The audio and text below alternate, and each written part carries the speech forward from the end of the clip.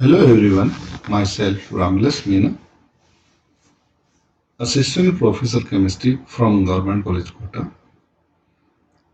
आज का हमारा टॉपिक है केमिकल काइनेटिक्स। ये हमारी तीसरी क्लास है केमिकल काइनेटिक्स की। इससे पहले हम अभिक्रिया के वेग के बारे में चर्चा कर चुके हैं। अभिक्रिया के वेग, औसत वेग, इंस्टेंट रेट ऑफ रिएक्शन, तात्क्षणिक वेग, अभी और वेग की इकाई, इन सभी के संबंध में चर्चा कर चुके हैं।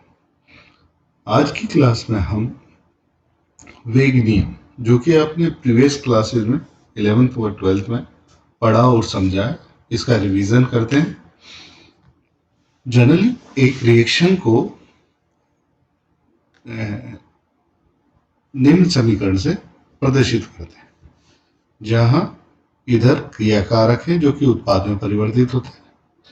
किसी पर्टिकुलर एक टाइप के क्रियाकारक को ए, अगर उसमें दो है तो बी, जहाँ स्मॉल ए आपका क्या है, मॉलिक्यूल ऑफ रिएक्टेंट ए है।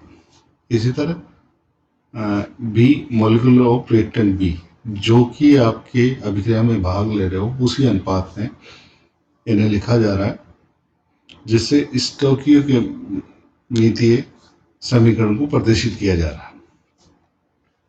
अब चूंकि हम सब जानते हैं सक्रिय द्रव्यमान के नियम के अनुसार एक सरल व सामान्य अभिक्रिया की गति उसके क्रियाकारकों के सक्रिय द्रव्यमान के गुणनफल के समानुपाती होती है। जो हमने देखा था कि R D x upon d T समानुपाती,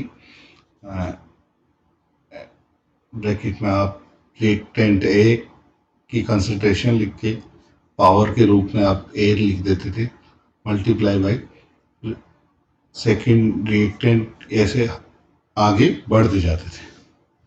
सेम उसी तरीके से यहाँ सरल शब्दों में हमारा तात्पर्य यह है कि स्टोकियोमीतीय समीकरण में प्रत्येक क्रियाकारक का एक ही अणु उपस्थित होता है।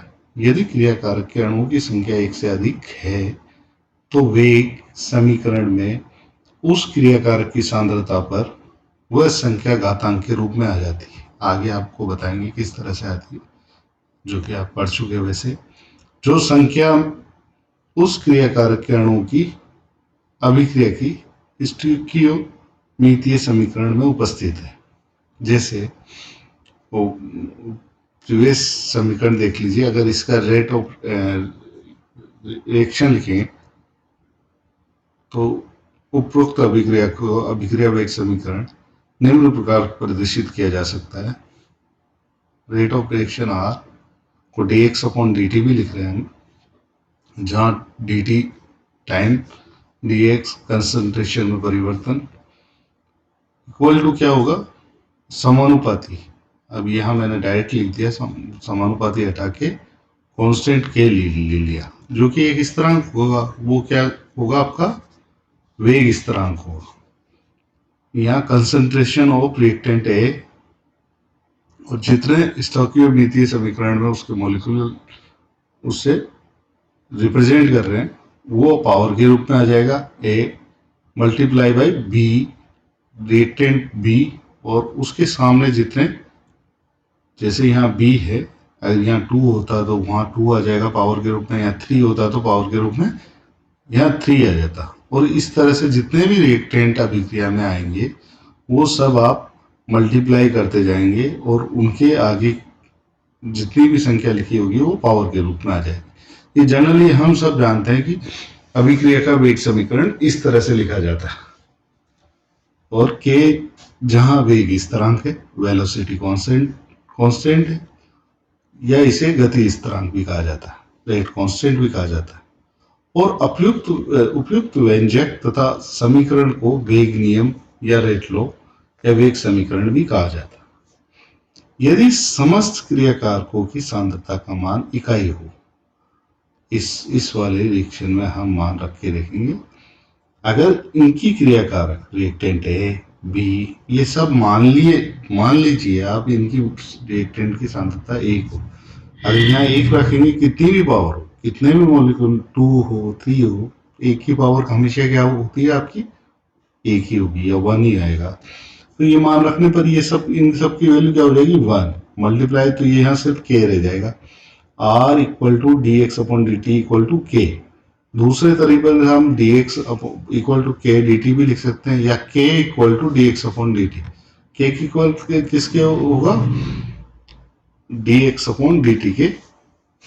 के को निम्न प्रकार भी परिभाषित किया जाए, तो इस वाली समीकरण से इसकी परिभाषा दे सकते हैं। वेग स्थिरांक किसी अभिक्रिया का वह अभिक्रिया वेग है। वेग स्थिरांक, इसकी बात हो रही है ना के की। वेग स्थिरांक किसी अभिक्रिया का वह अभिक्रिया वेग है जब समस्त अभिकारकों की सांद्रता इकाई हो, इसलिए इसे विशिष्ट अभिक्रिया वेग कहा जाता है। D x upon d T क्या है, आपका वेग प्रदर्शित करता है। हमने वेग का डेफिनेशन क्या दी थी पिछली क्लास में, अभिक्रिया की सांद्रता में परिवर्तन की दर को वेग कहते हैं, जिसको D x upon d t के रूप में भी आपने लिखा था। तो ये k equal to d x upon d t कब आया, जब अगर मान लीजिए सभी अभिकारकों की प्राथमिक सांद्रता a है, तो k equal to d x upon d t. अगर इसको हम डेफिनेशन में बांधे या परिभाषा में बांधे तो लिख सकते हैं वेग स्थिरांक किसी अभिक्रिया का वह अभिक्रिया वेग है या रिएक्शन रेट है जब समस्त अभिकारकों की सांद्रता इकाई हो, इसे विशिष्ट अभिक्रिया वेग भी कहा जाता है। वेग स्थिरांक की मात्रक व इकाई, dimensions and unit of rate constant. करना क्या है, आपको यहां लिखना अभिक्रिया वेग, इसको भूल जाएगी सांद्रता को। अभिक्रिया वेग आर इक्वल टू क्या होगा, सांद्रता बटा समय।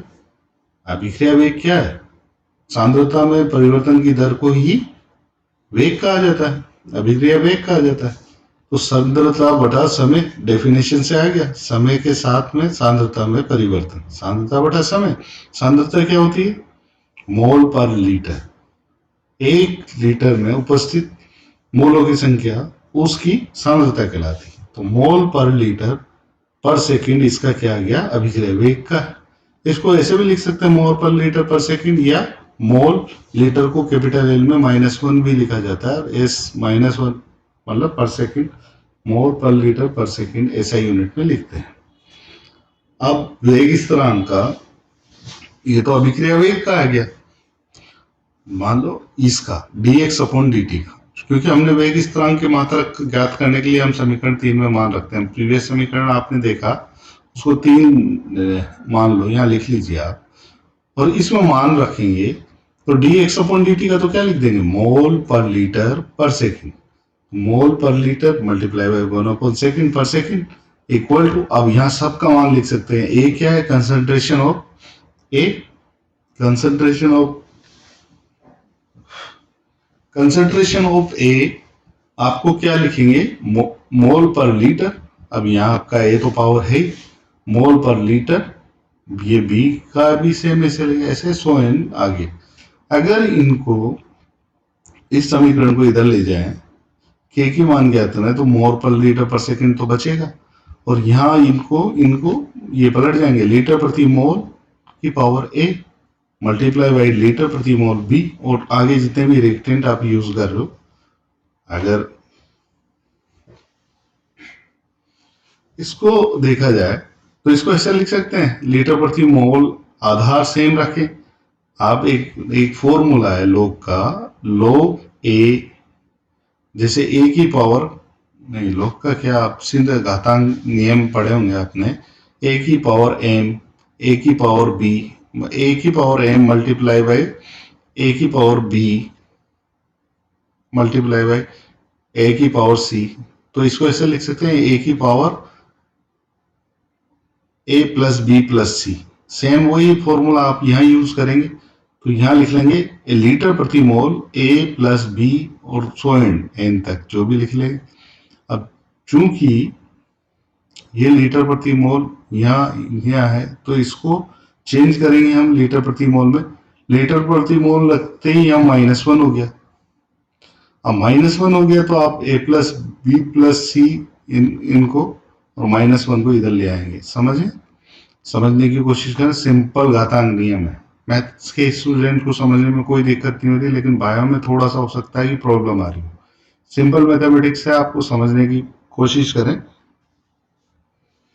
तो लीटर प्रति मोल बराबर की power a plus B plus C जितने भी हो उनको उनका एडिशन -1 सेकेंड इनवर्स। ये क्या है आपका वेग स्थिरांक की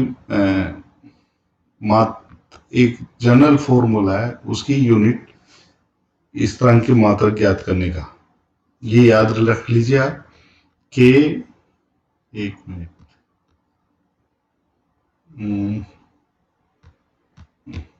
ये आपके ये फॉर्मूला याद रख लीजिए, लीटर प्रति मोल n-1 सेकेंड इनवर्स। ये आपके क्या हर जगह याद आएगा। अब यदि जहां n अभिक्रिया की कोटि को प्रदर्शित करता है, n बराबर a प्लस बी प्लस सी, या जो जितने भी होंगे वो होंगे प्रथम कोटि की अभिक्रियाओं का वेग स्थिरांक का मात्रक होंगे सेकेंड इनवर्स। सेकेंड इनवर्स कहां से आया, आप मान रखे दीजिए। अगर आपको ये इकाई ज्ञात करने के लिए सिंपल फॉर्मूला लीटर प्रति मोल n-1 सेकेंड इनवर्स। अब प्रथम कोटि की अभिक्रिया मतलब जो एक अभिकारक की प्रथम घात के समानुपाती होगी, प्रथम कोटि की अभिक्रिया कहलाएगी। अब यहाँ वहां n बराबर 1 रखेंगे तो लीटर प्रति मोल 1-1 जीरो, किसी का भी घात जीरो होगी तो उसका मान 1 होगा। x की घात जीरो का मान भी 1 होगा, n की घात जीरो का मान भी 1 होगा, 100 की घात जीरो का मान भी 1 होगा। तो इसका मान तो 1 हो जाएगा, तो बचा गया सेकेंड इनवर्स। अगर प्रथम कोटि की अभिक्रिया है तो k1 का मान क्या आएगा, सेकेंड इनवर्स। इसी प्रकार द्वितीय कोटि की अभिक्रिया के लिए वेग स्थिरांक का मान n बराबर 2, फॉर्मूला मान रखने पर लीटर प्रति मोल 2-1 सेकेंड इनवर्स। ये मान कितना आएगा, लीटर प्रति मोल, आप देखो 2-1 1, तो K2 या द्वितीय कोटि की अभिक्रिया के लिए वेग स्थिरांक के मात्रक होंगे लीटर प्रति मोल सेकेंड इनवर्स। इसी तरह तृतीय कोटि की अभिक्रियाओं के लिए वेग स्थिरांक के मान क्या होगा, n बराबर 3 रखने पर इस फॉर्मूले में 3 रखो, 3-1 2 लीटर, तो ये कितना जाएगा, लीटर स्क्वायर प्रति मोल स्क्वायर सेकेंड इनवर्स।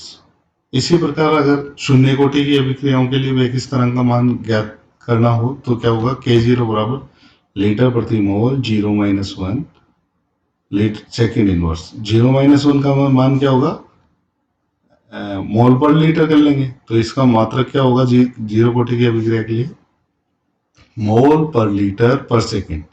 अब ये देखो मोल पर लीटर पर सेकेंड किसका मात्रक था, अभिक्रिया के वेग के मात्रक है। ये वही मात्रक है जो अभिक्रिया का वेग का मात्रक। अतः शून्य कोटि की अभिक्रिया वेग का वेग एक स्थिरांक है जो कि समय के साथ परिवर्तित नहीं होता। ठीक है, शून्य कोटि की अभिक्रिया समय के साथ, यह समय पे डिपेंड नहीं करती, अभिक्रिया का वेग वही रहता। तो ये याद रख लेना, ये क्वेश्चन भी बढ़ता है, कौन सी अभिक्रिया है जिसका वेग समय के साथ परिवर्तन नहीं होता, आप इसको लिख सकते हैं। अब वेग स्थिरांक का निर्धारण, डिटर्मिनेशन ऑफ रेट कांस्टेंट। किसी भी अभिक्रिया के वेग और वेग स्थिरांक को ज्ञात करने के लिए उसके क्रियाकारकों अथवा उत्पादों को अलग अलग समय पर ज्ञात करके सांद्रता व समय के बीच में एक वक्र खींचा जाता है निम्न आकृति से। आप किसी भी अभिक्रिया का वेग स्थिरांक को ज्ञात करना हो तो क्या करोगे, रिएक्टेंट की कंसंट्रेशन नोट करोगे टाइम के साथ में और एक ग्राफ खींचा जाएगा। अगर फॉरवर्ड रिएक्शन है तो रिएक्टेंट में चेंज होगा, जैसे रिएक्टेंट में चेंज होगा तो क्रियाकारक के लिए ग्राफ कैसे आएगा, शुरुआत में t बराबर 0 पर एक्स अक्ष पे तो टाइम है, वाई अक्ष पे क्या है, कंसंट्रेशन ऑफ रिएक्टेंट है, तो इसको हमने CA से डिनोट किया। अब क्रियाकारक की सांद्रता समय के साथ साथ शुरू में हाईएस्ट होती है, t बराबर 0 1 धीरे धीरे गिरती जाएगी, ये बिल्कुल जीरो नहीं होगी लेकिन आगे बढ़ती जाएगी। अब इस पर वेग स्थिरांक का मान ज्ञात करना है तो किसी जगह भी आप एक टेंजेंट खींचेंगे या स्पर्श रेखा खींचेंगे और उसका स्लोप ज्ञात करेंगे। उससे आपका क्या स्लोप क्या होगा, dx/dt। मान लो इस पे 2 पॉइंट ले रहे हैं आप, उसकी दूरी आपको ज्ञात हो तो ये डिफरेंस अगर एक्स अक्ष के सापेक्ष करेंगे तो वो आएगा डेल टी, और वाई एक्स के सापेक्ष निकालेंगे तो वो आएगा डेल एक्स। तो del x upon del t आपका क्या आएगा, ढाल, जो कि क्रियाकारक की सांद्रता व समय के बीच वक्र से आप प्राप्त कर लेंगे, और इसी तरह से अभिक्रिया का वेग ज्ञात कर सकते हैं और वेग स्थिरांक भी ज्ञात कर सकते हैं।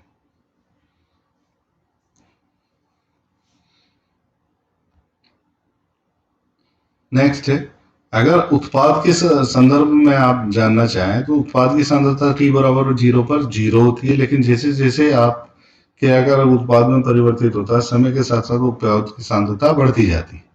सेम इसमें भी वही करेंगे, एक स्पर्श रेखा खींचेंगे और उसका या तो स्लोप ढाल थीटा से आप सीधा उसका एम ज्ञात कर सकते हैं, जो कि आपका वेग स्थिरांक होगा, या फिर आप यूं पॉइंट खींच सकते हैं और इसका वेग ज्ञात कर सकते हो, वेग और वेग स्थिरांक।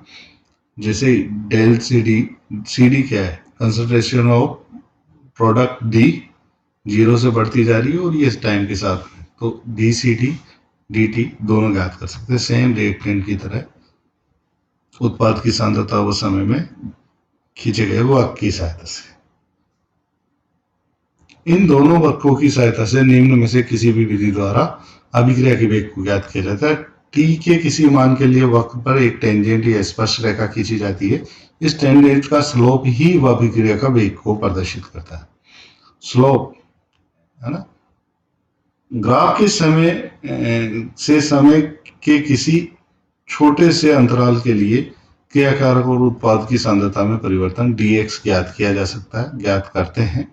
इसी dt अंतराल के क्षण के लिए t भी क्षण t भी सम्मिलित है। अनुपात dc upon dc dt t के क्षण के आसपास औसत वेग दर्शाता है। आपको जो मैंने बतलाया था शुरू में ग्राफ को देखते हुए, वही बातें इन्होंने लिखी है। जिस निश्चित क्षण t पर अभिक्रिया के वेग को ज्ञात किया जाता है, उसी क्षण क्रियाकारकों की सांद्रता का मान समीकरण में रख दिया जाता है और वेग स्थिरांक k का मान परिकलन किया जाता है। तो इस तरह से आप अभिक्रिया के वेग को क्रियाकारक और की सांद्रता या उत्पाद की सांद्रता या समय के मध्य ग्राफ खींचकर ज्ञात किया जा सकता है, स्लोप की सहायता से, स्पर्श रेखा की सहायता से, या dx अपॉन dt ज्ञात करके किया जा सकता है। आज के लिए इतना ही, धन्यवाद, थैंक यू।